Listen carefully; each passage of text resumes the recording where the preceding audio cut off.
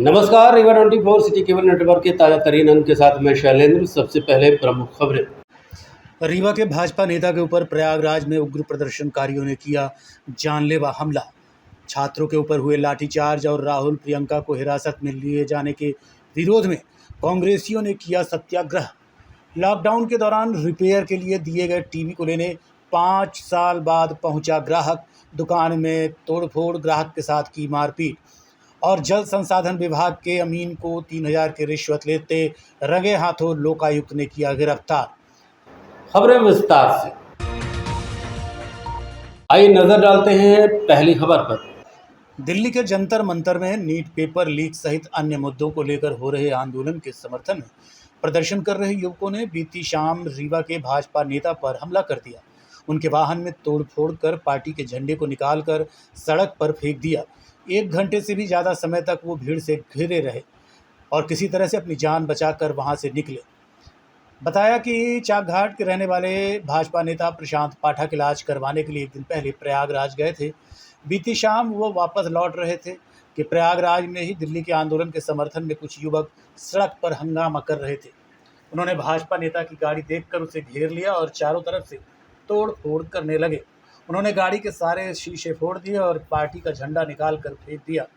भाजपा नेता पर हमला करने पर आमादा रहे जान पर खतरा देखकर ड्राइवर ने एक्सीलेटर दबा दिया, जिससे भाजपा नेता सुरक्षित बाहर निकलने में कामयाब हो गए। उन्होंने घटना की रिपोर्ट सिविल लाइन प्रयागराज थाने में दर्ज करवा दी। आपको बताते चलें कि अक्सर दूसरे राज्यों से आई गाड़ियों पर बाहर के लोग हमला कर देते हैं।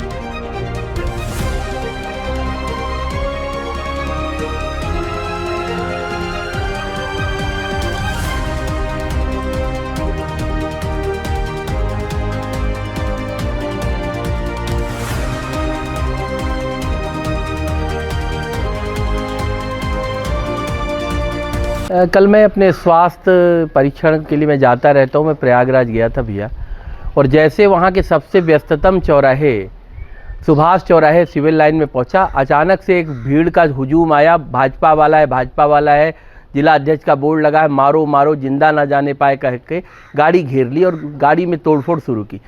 मेरी गेट तोड़ के मुझे बाहर निकालने का प्रयास कर रहे थे। गाड़ी पे चढ़ गए, मेरे शीशे तोड़ डाले, पीछे कंप्यूटर वगैरह रखे थे उसको निकाल लिया, एक अटैची थी उसको निकाल लिया, तोड़ फोड़ की, मुझे खींचने की कोशिश कर रहे थे। उनका पूरा इरादा जान से मारने का था। वो छात्र आंदोलन के नाम पर समाजवादी पार्टी और कांग्रेस के अराजक तत्व थे, वो हिस्ट्री सीटर जैसे लोग थे। वो कहीं से छात्र नज़र नहीं आ रहे थे। उनकी कार्यप्रणाली ना तो छात्र हितैषी थी, ना राष्ट्र हितैषी थी। वो केवल और केवल छात्र आंदोलन के नाम पर तोड़ फोड़ करके भारतीय जनता पार्टी की उत्तर प्रदेश की योगी सरकार और केंद्र की मोदी सरकार को बदनाम करने का प्रयास था।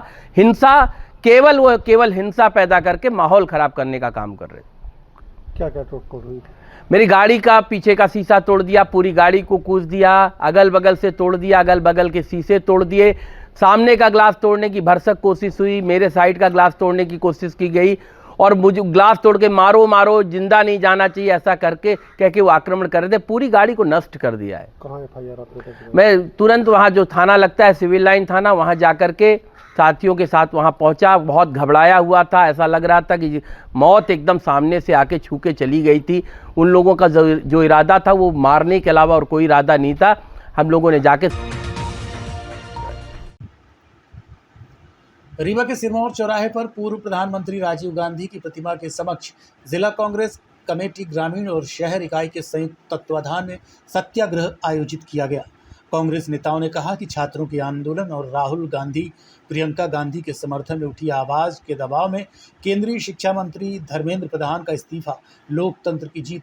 वक्ताओं ने कहा कि पेपर लीक जैसे मामलों और छात्रों के साथ हुई कार्रवाई से देश का युवा आक्रोशित है।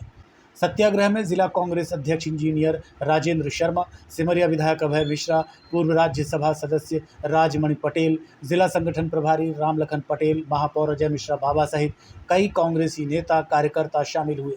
नेताओं ने आगामी चुनाव में एकजुट होकर भाजपा का मुकाबला करने का आह्वान किया और अन्याय के खिलाफ संघर्ष जारी रखने की बात कही।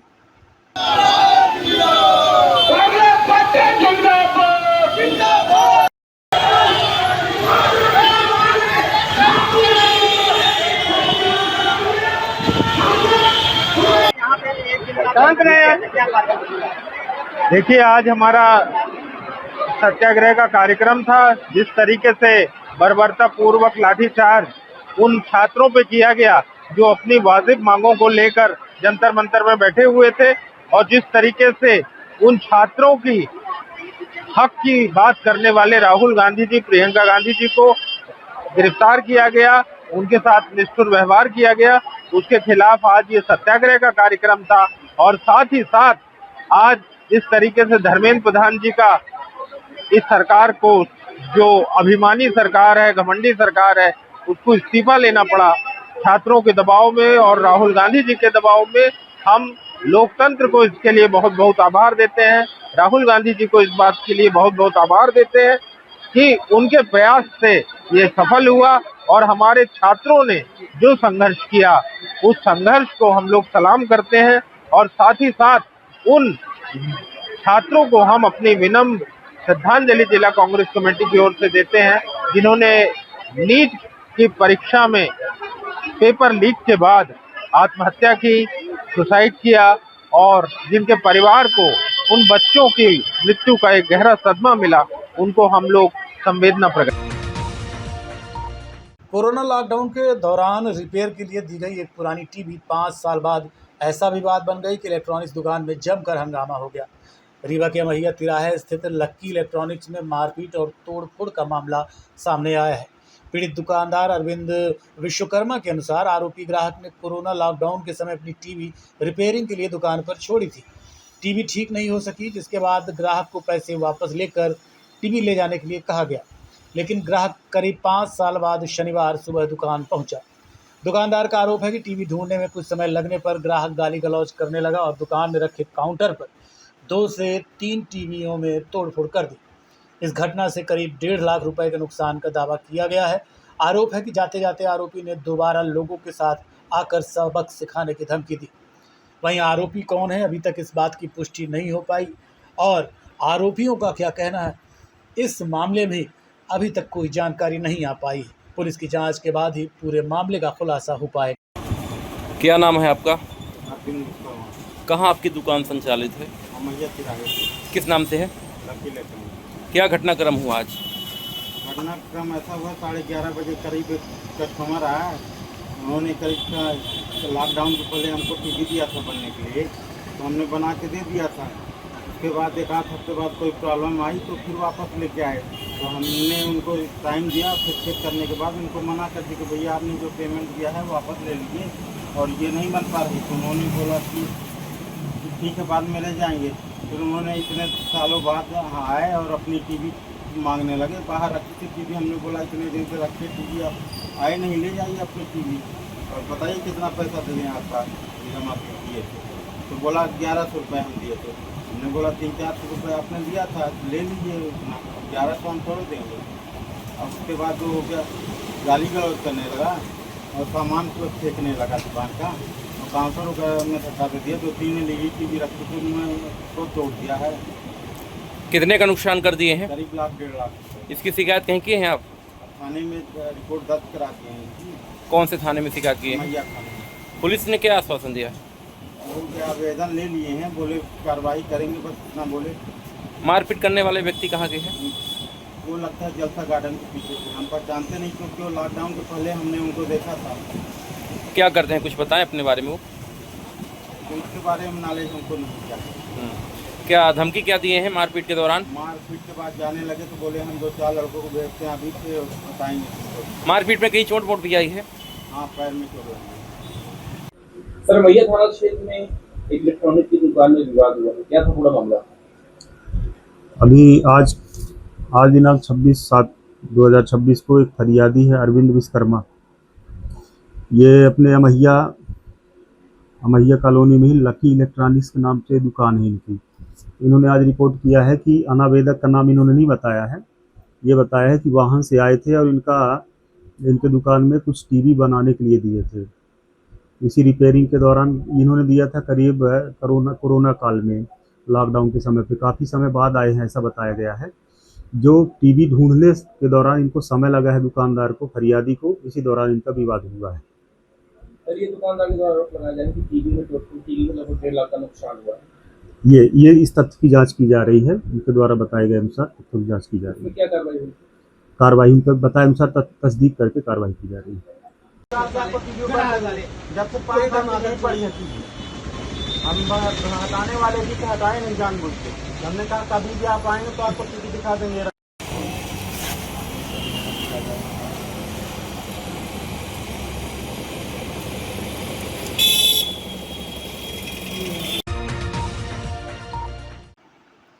रीवा में लोकायुक्त पुलिस ने भ्रष्टाचार के खिलाफ बड़ी कार्रवाई करते हुए जल संसाधन विभाग के एक अमीन को 3,000 रुपये की रिश्वत लेते रंगे हाथों गिरफ्तार किया है। अमीन का काम होता है फील्ड में काम करना। लोकायुक्त रीवा के अनुसार चुनरी गांव का रहने वाला मोनू नापित ने शिकायत की कि उनके दिवंगत पिता जन संसाधन विभाग में चौकीदार थे। पिता के मृत्यु के बाद मां के पेंशन प्रकरण को तैयार करने के एवज में अमीन रामवरण मिश्रा ने पहले 5,000 रुपये लिए और बाद में 7,000 रुपये की अतिरिक्त रिश्वत की मांग की। सत्यापन के दौरान आरोपी ने 4,000 रुपये और लेने के बाद 3,000 रुपये और मांगे। शिकायत सही पाए जाने पर लोकायुक्त की टीम ने बाणसागर कॉलोनी स्थित जल संसाधन कार्यालय में ट्रैप कार्रवाई कर आरोपी 3,000 रुपये रिश्वत लेते रंगे हाथों पकड़ लिया। आरोपी के खिलाफ भ्रष्टाचार निवारण अधिनियम की धारा 7 के तहत मामला दर्ज कर आगे की कार्रवाई की जा रही है। शिकायतकर्ता श्री मोनू नापित निवासी सोहागी रीवा द्वारा दिनांक 24/7/2026 को आके मुझे कार्यालय पुलिस अधीक्षक महोदय के साथ शिकायत की गई थी। तो उनके पिताजी स्वर्गीय श्री नापित जी का स्वर्गवास मतलब उनका मार्च 2026 में उनकी मृत्यु हो गई थी और उनकी मां के पेंशन का प्रकरण यहाँ पे जल संसाधन विभाग में पेंडिंग था। तो उस पेंशन प्रकरण को बनाने के लिए वहाँ पे पदस्थ रामवरण मिश्रा जो अमीन उनका पद है और बड़े बाबू का काम देखते हैं वहाँ पे, उनके द्वारा उनसे 7,000 रिश्वत की मांग की जा रही है। तो शिकायत का सत्यापन कराया गया और सत्यापन के दौरान उनके द्वारा 4,000 रुपये उस दिन सत्यापन के दौरान प्राप्त किए गए और आज उनको 3,000 रुपये रिश्वत लेते हुए ट्रैप किया गया है। सर, ये कार्रवाई कहाँ हुई है और कब? जी, कार्यालय जल संसाधन विभाग में कार्रवाई हुई है। आज पैसा लेने के लिए बुलाया जी। मेरा नाम मोनू नापित है। मेरे पिताजी की अभी मृत्यु हुई थी 24/3/2026 को। तब से मैं इनके पास पेंशन और अनुकंपा के लिए आया करता था बार बार।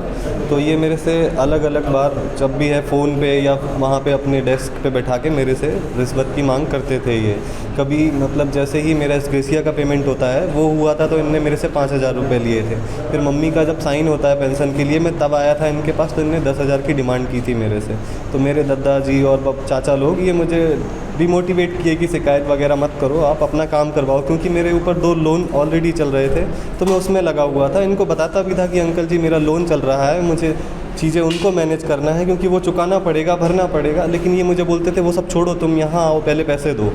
फिर उसके बाद अनुकंपा वाली चीज़ों के लिए भी इनने मुझसे बोला कि आप डॉक्यूमेंट रेडी करो और 30 से 35 हज़ार का आप बजट बना के रखना। और मेरे पास इन सब की रिकॉर्डिंग है, पूरी कॉल पे सारी बात की रिकॉर्डिंग है मेरे पास, सब कुछ है। बस यही है। फिर मेरी एक दीदी थी, उनने मुझे थोड़ा सा समझाया वगैरह, तब मैं फिर एसपी सर से बात हुई मेरी तो उन्होंने कार्यालय बुलाया और फिर मैंने शिकायत की यहाँ पे। कितने पैसे की मांग की गई? अभी पेंशन के लिए 12,000 रुपये की मांग की इनने मेरे से, जिसमें 5 में दे चुका था, 7 अभी मैंने शिकायत करने के बाद दिए हैं इनको। ये जल संसाधन विभाग में अमीन है, ये जो बाणसागर न्यू बस स्टैंड के पीछे जो ऑफिस है वहाँ पे ये कार्यरत हैं। आपका क्या नाम है? मेरा नाम मोनू नापित, मैं त्योथर चुनरी ग्राम। देखते रहिए Rewa 24 news city cable network. मिलते हैं छोटे से ब्रेक के बाद। शर्मा की दुल्हन जब ब्याह के आई, संग रीवा ज्वेलर्स का हार ले आई। छा गया नाम शर्माइन का गहना, हाय रे शर्माइन का गहना, हाय रे शर्माइन का गहना। शर्मा ने बहन का ब्याह रचाया, रीवा ज्वेलर्स बन गया वो मिसरा इनका गहना, हाय रे मिसरा इनका गहना, हाय रे मिसरा इनका गहना, मिसरा इनका बेटा अफसर बन गया। पत्नी के गले में आईना चमक गया, बन गया वो अप्सरा इनका गहना, हाय रे अप्सरा इनका गहना, हाय रे अप्सरा इनका गहना। शर्मा इनकी बिटिया डोली चढ़ गई, हार पे डायमंड की रोशनी जग गई, बन गया नई बहुरा इनका गहना, हाय रे बहुरा इनका गहना। रीवा से लेकर बिंदी तक छाया, हर शादी में रीवा ज्वेलर्स का नाम आया, पीढ़ी दर पीढ़ी विश्वास से जगाया, रीवा ज्वेलर्स ने हिस्सा निभाया। कोई ब्याह कराए या न कराए, हाय पर गहना बनाए तो रीवा ज्वेलर्स से बनाए। शर्मा की दुल्हन जब ब्याह के आई, संग रीवा ज्वेलर्स का हार ले आई, छा गया नाम शर्मा इनका गहना, हाय रे शर्मा इनका गहना, हाय रे शर्मा इनका गहना। शर्मा ने बहन का ब्याह रचाया, रीवा ज्वेलर्स का सेट पे से। ब्रेक के बाद आपका स्वागत है, देखिए हमारे संवाददाता की खास रिपोर्ट। रीवा जिले के गुड़ थाना क्षेत्र में एक बड़े चोरी के मामले ने व्यापारियों की चिंता बढ़ा दी है। अज्ञात चोरों ने एक अनाज गोदाम का शटर तोड़कर करीब 7 लाख रुपए कीमत का अनाज पार कर दिया। गुड़बाड़ क्रमांक 12 निवासी शिवेंद्र कुमार गुप्ता ने पुलिस को दिए आवेदन में बताया कि संजय ढाबा के बगल में स्थित उनके शिवेंद्र अनाज भंडार में 18 जुलाई की रात चोरों ने छोटे शटर को खोलकर गोदाम में रखा भारी मात्रा में अनाज चोरी कर लिया। शिकायत के अनुसार चोर 170 बोरी गेहूं, 15 बोरी चावल, 20 बोरी राई, 10 बोरी उड़द और 5 बोरी मसूर सहित करीब 7 लाख रुपए का अनाज लेकर फरार हो गए। 19 जुलाई की सुबह जब व्यापारी गोदाम पहुंचे तो शटर खुला मिला और पूरा सामान गायब था। इसके बाद उन्होंने गुड़ थाने पहुंचकर शिकायत दर्ज कराई और आरोपियों के खिलाफ सख्त कार्रवाई की मांग की। तो दुकान एकदम हमारी खाली थी। गोदाम क्या रखा था गोदाम में? उसमें गल्ला का रखा था अनाज। कितना? उसमें 250 से 300 बोरी थी। तो क्या था? गेहूँ था, चावल? गेहूँ 170 बोरी था, सरसों 20 बोरी था, बटूरी जो था 10 बोरी था, और अलसी 5 बोरी था, मसूर 5 बोरी था। ये सब मिलाकर कुल कितने का माल था? कुल 5 से 7 के बीच में था लाख। हाँ। इसकी रिपोर्ट आपने की? रिपोर्ट किए तो आवेदन दिए थे, आवेदन में लिख कर दिए हैं। FIR का नकल नहीं दिया गया। FIR की नकल कहाँ का मामला है? ये गुड़ का है। आज कहाँ आए हैं आप? आज ये रीवा आए हैं SP ऑफिस में, SP के पास। या वहाँ गुड़ में रिपोर्ट लिखी गई कि नहीं? आवेदन दिया गया, अभी FIR दर्ज नहीं हुआ। रिसीविंग दिए हैं? रिसीविंग भर दिए हैं। कार्रवाई कुछ नहीं हुई? कभी कार्रवाई नहीं। जब जाते हैं तो कहते हैं कि 2-4 दिन में पकड़ लेंगे। अभी तक मुझे पकड़ा नहीं गया, न कोई जांच पड़ताल हुआ। क्या नाम से दुकान थी? शिवेंद्र अनाज भंडार के नाम से। आपका नाम? शिवेंद्र कुमार गुप्ता, निवासी गुड़ है। देखते रहिए Rewa 24 news city cable network. मिलते हैं छोटे से ब्रेक के बाद। Pentium point group of institution, जो अपने अनुशासन, आधुनिक तकनीक युक्त शिक्षा गुणवत्ता हेतु जाना जाता है। इस ग्रुप के अंतर्गत कई संकायों के अनेक महाविद्यालय संचालित हैं, जिनमें मुख्यतः law college, pharmacy college, management college, art, commerce, science, biotechnology तथा कंप्यूटर साइंस महाविद्यालय संचालित है। महाविद्यालय में BBA, LLB, BCom LLB, BA LLB, LLB, LLM, B Pharma, D Pharma, MBA, BBA, BCA और अन्य प्रोफेशनल पाठ्यक्रम। तो आज ही पधारें Pentium point group of institution में। आधुनिक इंफ्रास्ट्रक्चर, सभी आउटडोर तथा इंडोर खेलों से संबंधित मैदान तथा अत्याधुनिक संसाधनों से लैस ऑडिटोरियम व सभी संकायों की आधुनिक प्रयोगशालाएं संस्था को विशेष स्थान प्रदान करती हैं। लॉ महाविद्यालय में मूट कोर्ट तथा लाइब्रेरी अत्याधुनिक है। फार्मेसी कॉलेज की समस्त लैब अत्याधुनिक मशीनों से सुसज्जित हैं। साथ ही छात्रों को कम्युनिकेशन व सॉफ्ट स्किल संबंधित कक्षाएं प्रदान की जाती हैं। पेंटियम पॉइंट महाविद्यालय की शुरुआत 2002 से संस्थापक BN त्रिपाठी जी द्वारा की गई थी। छात्रों के आने जाने के लिए साल 2010 से छात्र तथा छात्राओं हेतु निःशुल्क बस की सुविधा प्रदान की जा रही है। पेंटियम पॉइंट ग्रुप अपनी उच्च गुणवत्ता युक्त शिक्षा तथा छात्रों के प्लेसमेंट हेतु जाना जाता है। इस ग्रुप के अंतर्गत संचालित महाविद्यालय bar council of India, pharmacy council of India, AICTE तथा उच्च शिक्षा मध्य प्रदेश शासन द्वारा मान्यता प्राप्त महाविद्यालयों का संचालन करता है। तो महाविद्यालय का भ्रमण एक बार जरूर करें। पता इस प्रकार है। महाविद्यालय का प्रथम कैंपस करहिया बीणा सिमरिया रोड तथा दूसरा कैंपस हरदी बीणा सिमरिया रोड में स्थित है। पेंटियम पॉइंट ग्रुप का हेड ऑफिस कॉलेज चौक के समीप स्थित हेडगेवार नगर में है। ब्रेक के बाद आपका स्वागत है। देखिए हमारे संवाददाता की खास रिपोर्ट। मध्य प्रदेश शिक्षक संघ द्वारा रविवार को रीवा के संभागीय संगठन को लेकर एक महत्वपूर्ण बैठक आयोजित की गई। बैठक में संगठन की गतिविधियों, विस्तार और शिक्षकों से जुड़े विभिन्न मुद्दों पर विस्तार से चर्चा की गई। इस अवसर पर प्रदेश एवं विभिन्न जिलों से आए शिक्षक संघ के पदाधिकारी उपस्थित रहे। बैठक के दौरान मार्तंड क्रमांक 1 के प्राचार्य JP जायसवाल के सेवानिवृत्ति की आयु पूर्ण करने पर उनका सम्मान समारोह आयोजित किया गया। शिक्षक संघ के पदाधिकारियों ने उन्हें शॉल, श्रीफल और प्रशस्ति पत्र भेंट कर लंबे शैक्षणिक एवं प्रशासनिक योगदान की सराहना की। कार्यक्रम में मध्य प्रदेश शिक्षक संघ के प्रांतीय अध्यक्ष सुदीप पांडे सहित विभिन्न जिलों के शिक्षक संघ के अध्यक्ष एवं पदाधिकारी मौजूद रहे। सभी ने प्राचार्य JP जायसवाल के कार्यकाल की प्रशंसा करते हुए उनके स्वस्थ एवं सुखद भविष्य की कामना की। इस अवसर पर शिक्षक संघ के पदाधिकारियों ने कहा कि संगठन शिक्षकों के हितों की रक्षा और शिक्षा व्यवस्था को मजबूत बनाने के लिए लगातार काम करता रहेगा। बैठक में संगठनात्मक मजबूती को लेकर कई महत्वपूर्ण निर्णय भी लिए गए। किया जा रहा है। ये हमारी आज मध्य प्रदेश शिक्षक संघ रीवा संभाग रीवा की संभागीय बैठक आयोजित थी, जिसमें रीवा संभाग अंतर्गत हमारे 6 जिले की कार्यकारिणी उपस्थित रही। और ये चूंकि हमारे यहाँ हर 3 महीने में बैठक होती है और इस बैठक से संगठन को मजबूती प्रदान होती है, इसी परिप्रेक्ष्य में था।